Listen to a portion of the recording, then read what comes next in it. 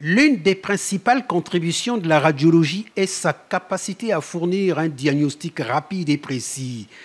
Anatole Kolini-Makosso, au nom du président de la République, du gouvernement et en son nom personnel, a salué la présence des éminents conférenciers venus d'Afrique et d'ailleurs, porteurs d'expertise et d'inspiration. Pour le chef du gouvernement, cette rencontre de Brazzaville est une étape importante pour la médecine en Afrique et plus particulièrement pour le Congo. Une occasion privilégiée de réflexion, de savoir partagé et d'engagement collectif pour une médecine moderne, accessible, humaine et performante.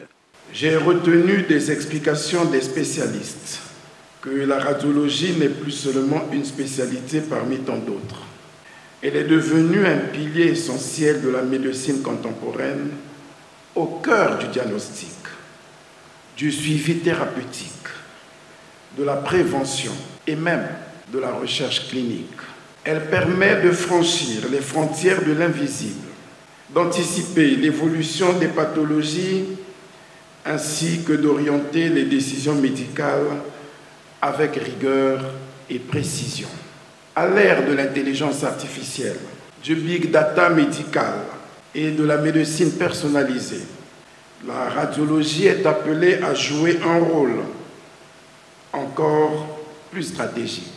S'adressant aux congressistes, le Premier ministre a souligné que votre congrès, par la diversité et la qualité de ses participants, est le témoignage de l'Afrique qui pense, innove, échange et qui construit.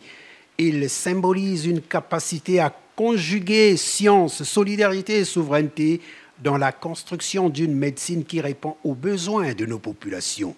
Je vous invite à faire de ces assises un véritable laboratoire d'idées, un creuset d'engagement et un point de départ pour des actions concrètes et durables. Le gouvernement de la République du Congo restera attentif aux recommandations issues de vos travaux et s'engage à les examiner avec la considération qu'elles méritent, dans une logique d'amélioration continue des conditions d'exercice et de prise en charge dans le secteur de la radiologie.